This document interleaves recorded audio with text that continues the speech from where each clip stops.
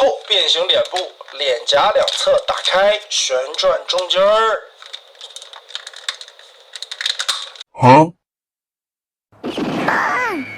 喂，好，欢迎来到少主离的魔玩频道。今天我们来玩 FT 大力神新一款的吊钩信用卡材质的人物卡，说明书挺厚的一本，中英文双语彩图，但是变形指示有一些遗漏的地方。配件合金的电镀喇叭，亮闪闪的质感，也是红蜘蛛登基时候。奏乐，当当当当，单体人物的小枪，吊钩的2张替换表情，还有合体大力神的5张替换面雕。更换面部也很方便，直接90度折开，根据下方的滑槽脱下来，就可以换一个脸插上去。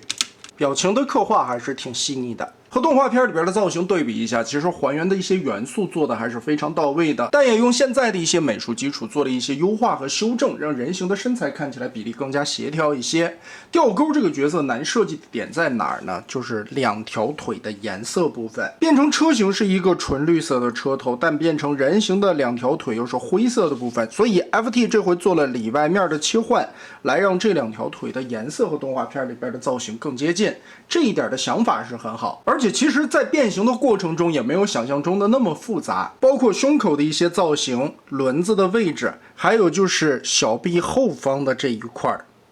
这个区域的边缘做出来了这么一个三角形，也是为了和动画片里边的造型更接近。不过从背后来看就没有前方的还原度那么高了。腿后边的这一块，因为把绿色的面都藏在了这一块，所以颜色只是正面的那些灰色部分的还原。手肘位置的三角区有还原出来，但背包这一块因为藏了一个合体的大头一体变形出来，所以会显得特别的厚。尤其从侧面来看的话，哇，这个厚度相当的恐怖了。头部左右360度旋转是没有问题的。如果你发现你的脖子不能左右扭动呢，记得把这2块肩胛往外拨一拨，它根部是有伸缩的滑槽，但是这2块的伸缩部分会特别的紧，掰的时候要小心一些。点头抬头这里其实做了一个独立的脖子关节。胳膊平举这里边有一个挺作弊的地方，我们可以把这一块面板稍微的翘起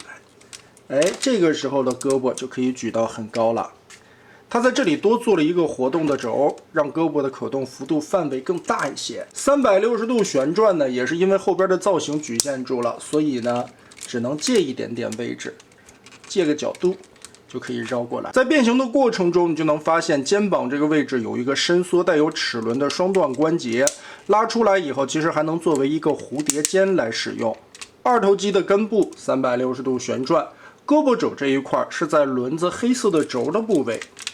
做了一段关节，但是不会脱肉，曲肘的幅度也能大于130度左右。手腕独立旋转活动，全指可动手。腰部左右旋转会被背包这里稍微的卡住一些，我们需要通过这个弯腰关节稍微前倾一定的角度，这个时候左右旋转，这个边缘才不会磨到。这样进行360度的旋转，弯腰的这段关节大概有个10几度左右。胯部前踢90度可以踢平，这条腿其实还是很重的，大量的合金零件支撑的稳定性还可以。后踢的话大概1尺，只能踢到这个位置。侧抬没有齿轮关节，但是支撑90度没有问题。大腿根部左右有旋转。大腿侧面这里多做了一个零件，也是为了还原动画片里边的一个造型。膝盖这里是一个合金的双段齿轮关节，这个位置根部掰的时候会特别的紧，揉根部的时候要小心一点。如果你实在发现下方的这一块转不动的话，打开这个盖子，把这颗螺丝稍微的松那么一点点，再进行旋转。而且这一块转的时候不要施太大的力气啊，注意一下根部这个位置，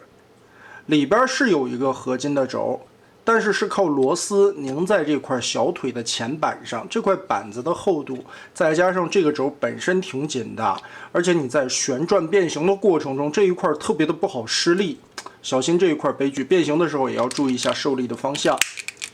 脚踝接地的时候，在这里边有一个独立的轴，里边是一个合金的骨架，而且下方的这一块左右还可以旋转。但是说一下这款不太好的地方，膝盖的这个位置合金齿轮关节的虚位比较严重，再加上这个背包的厚度啊，所以你站立的时候，如果重心摆不好的话，是很容易跟这样后仰的。背包的这一块牵扯的力度太大，而且它的脚后跟这一块为了还原也没有做太长的延展，再加上膝盖的这个虚位，看站立起来就稍微的有一些危险了。所以呢，建议膝盖稍微的往前摆1尺，然后这个胯部稍微的往后折一折，变成这种倒钩式的腿，这样的站立会更安全一些。那好，我们也是准备进入这一款的变形过程。首先第一步，打开手臂后方的盖子，把拳头翻转180度藏进去。就像刚才说的，说明书和后来它官方演示的那个视频啊，有一些地方做的还是比较繁琐的。它是从人最后又变得合体形态，那也是按我理解的结构来吧。下一步，脖子这里有一个滑槽，我们注意往后推它一下，推到最下面。接着左右的这2块肩板，注意它的宽度缩窄。好，这个时候脖子往下翻折90度，自然而然的把这一块给你顶开了。不要紧，顶开以后再压回去。现在也就相当于把这一块脖子根部的绿色零件也锁定了一下。好，把它压平。打开大腿侧面这2块灰色的零件。在这一步的时候，记得先把腰部弯下来，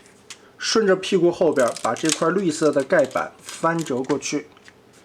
再回归。现在来处理腿部，因为左右是不对称式的变形，我们就不剪辑了。把这一块盖子整个的打开，根部这里有一个滑槽，把它拉长。腿内侧的盖子打开2处插扣，90度掰平，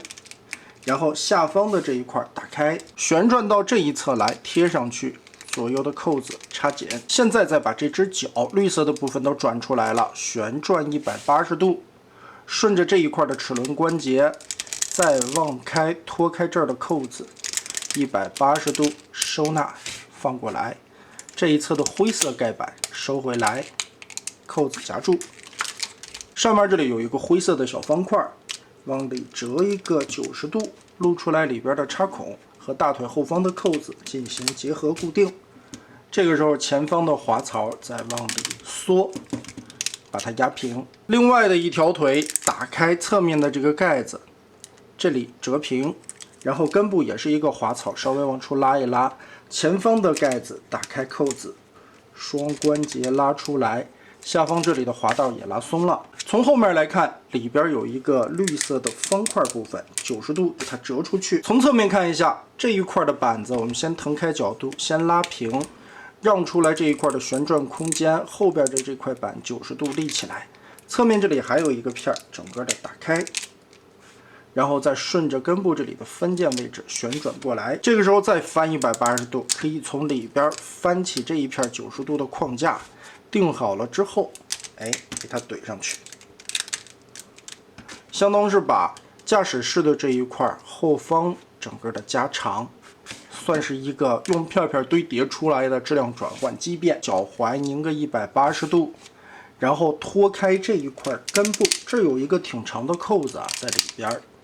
这个位置，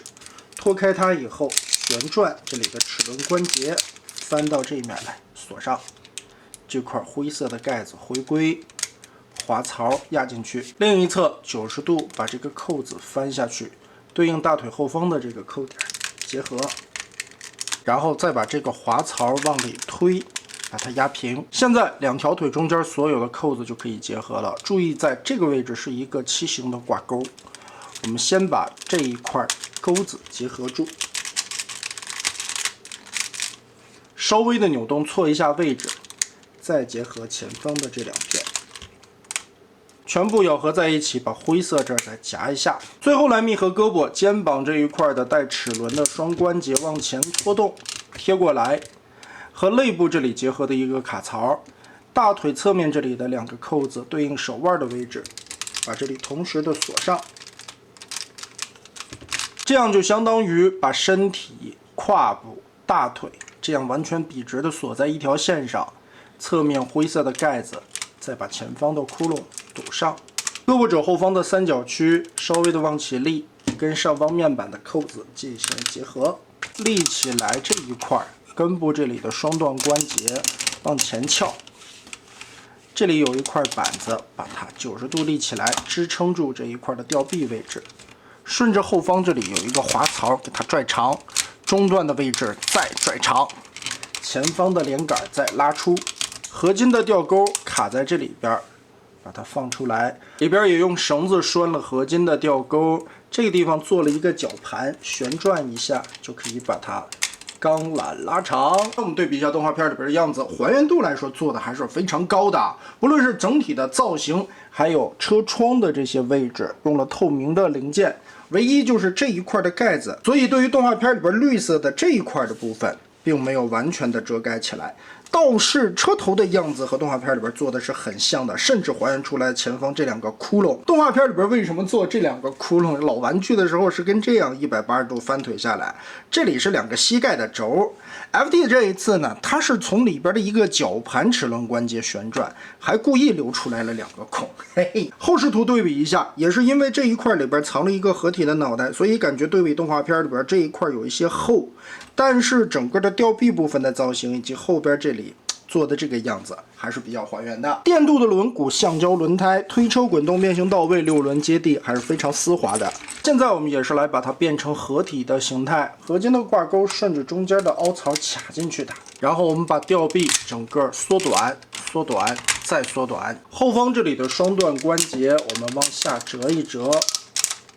摊平。前方的这一块90度放下来，跟这样压下去，用这一块卡住。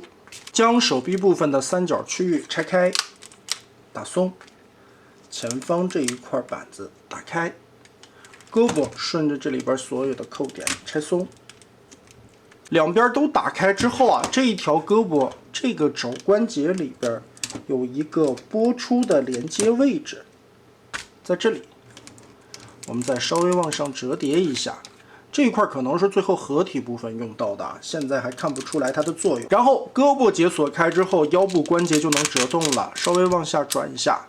把这块面板贴合上去锁住，再扣回来。上方吊臂的这个操作台旋转一下90度，它里边是带有那种弹簧的锁定点的，90度定好位置摆在这里就可以了。主要还是腿部的变形有一些麻烦，稍微打开这两块的扣子。把它90度折过去，左右这里先拆松，下方灰色部分的扣子也给它拨松。这个时候拆这一侧的挂钩，我们要有一个这样施力的动作，像柠檬方一样，哎，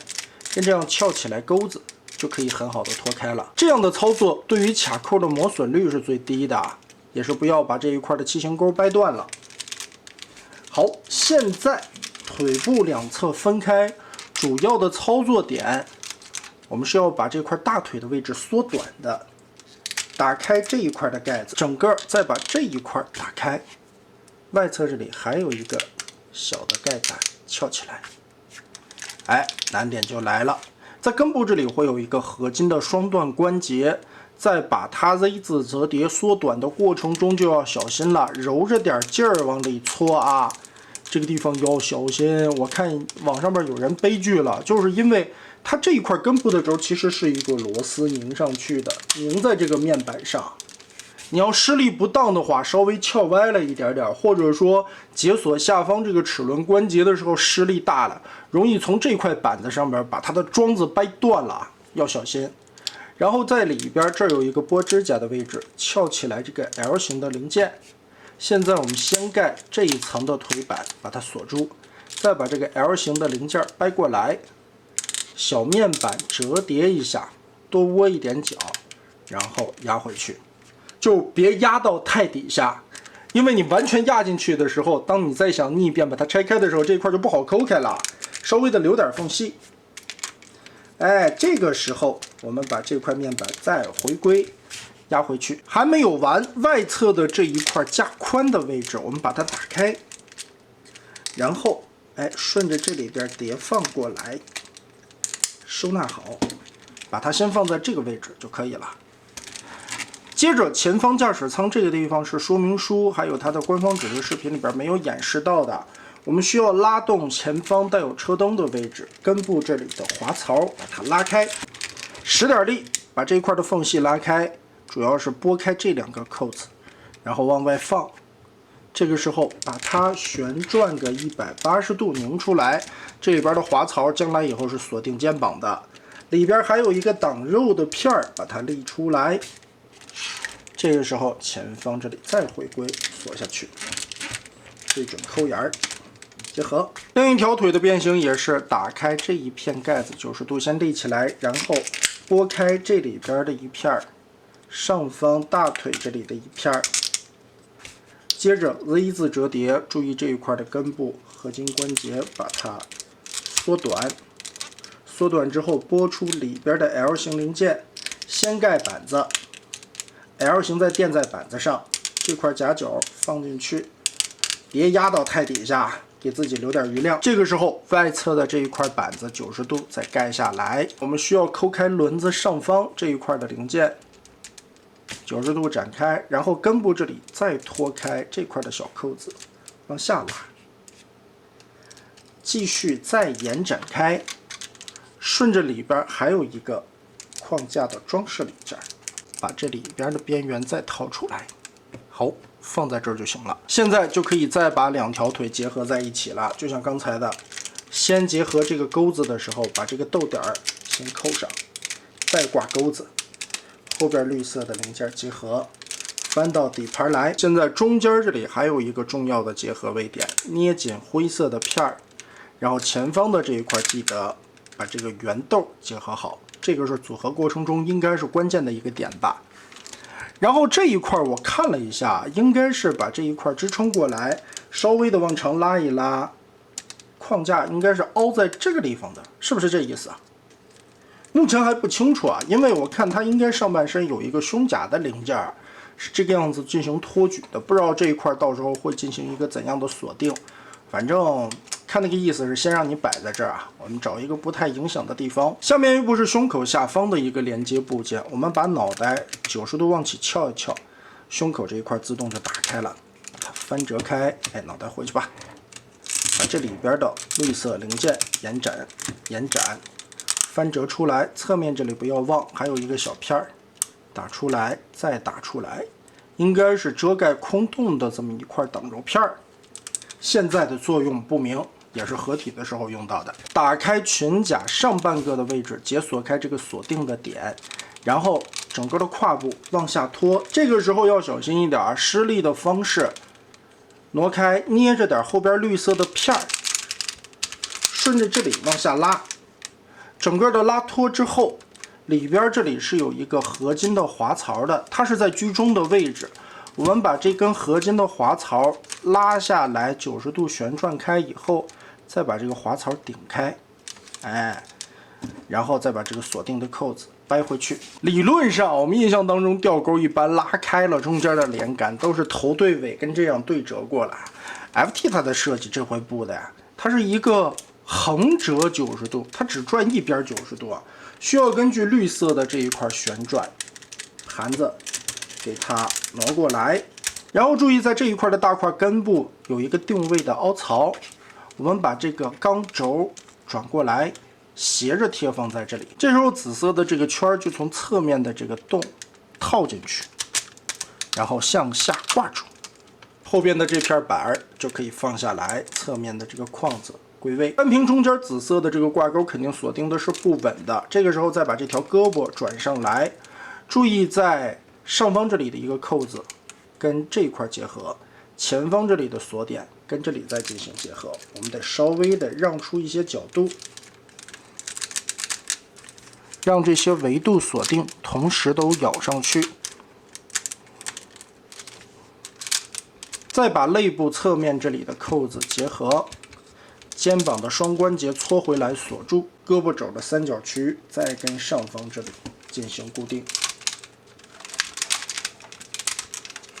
用相当一个环环相扣的维度锁定，把它全部结合好。这条胳膊呢，现在并没有明确的摆放位置啊，因为可能跟那块的胸甲部分结合，还有一个锁扣的关系。我们先放在这儿吧。打开这一块锁扣的位置，驾驶舱解锁开，顺着这一块的根部整个撬出来。边缘这里有一个小的零件，打开插扣，然后向外旋转。注意在根部这里，脖子是有一个滑槽的结构的。我们90度翻折下来的同时，记得把这一块的滑槽顶到尾，两档咯嘣咯嘣顶到头，哎，再折下来，脑袋旋转到这面来，这一块盖子就可以锁上。扣子捏紧，驾驶舱放下来，锁上。最后变形脸部，脸颊两侧打开，旋转中间儿。哦，这个脸也太丑了，就是还原了这一动画作画崩坏的那个猩猩脸。我还是把它换一下吧。两侧的脸颊打开，脑门的这一块可以翘起来，就可以把脸部抠下来了。可以看到里边是有发光机构的，装2节 LR626的电池，按一下就可以发光了。我们把这个正常的面部换上去，哎，这个样子就帅了很多，大力神也都变得眉清目秀了起来啊。倒是打开脑门以后，这里边还可以一体的翻折眼镜，戴上。有点不太好操作，但是戴上以后的效果，哇，样子就更帅了。合体这个头雕样子做的也是可以的，而且这个闪亮的光泽感，这颗脑袋做的相当的不错，而且能一体的从这里边变形出来，也算是这一次 FT 的一个想法所在吧。整体把玩下来的感受吧，这一次的变形设计竟然没有我想象中那么复杂，尤其对于这种3变的合体金刚单体成员来说。这一次的 FT 呢，也算是有想法，在这个地方藏了一个一体变形的合体大头，而胸口这一部分的结构也没有像我们以往那样的对折式结合，而是一个90度的 L 型拐过来的那种结合方式。做工用料材质都是 FT 一贯的这种高水准，但是这一回在吊钩身上个别的几个轴的位置会显得有一些紧。翻出的时候注意一下角度，还有它的受力方向，还有就是在说明书没有指示的这一块的一个窗户连接肩膀位置的翻转过程，这里变形的时候注意一下吧。合体的过程中，这里是一个滑槽啊，对应这边的肩膀滑槽。FT 吊钩所展现的3个形态的素质啊，其实都还是可以的，基本上也能都给到个7、8分以上吧。但最终合体金刚还是要看组合以后的完成效果。大家觉得这一次 FT 的吊钩做的如何呢？欢迎在评论和弹幕留下你的观点。这一期咱们就玩到这儿吧。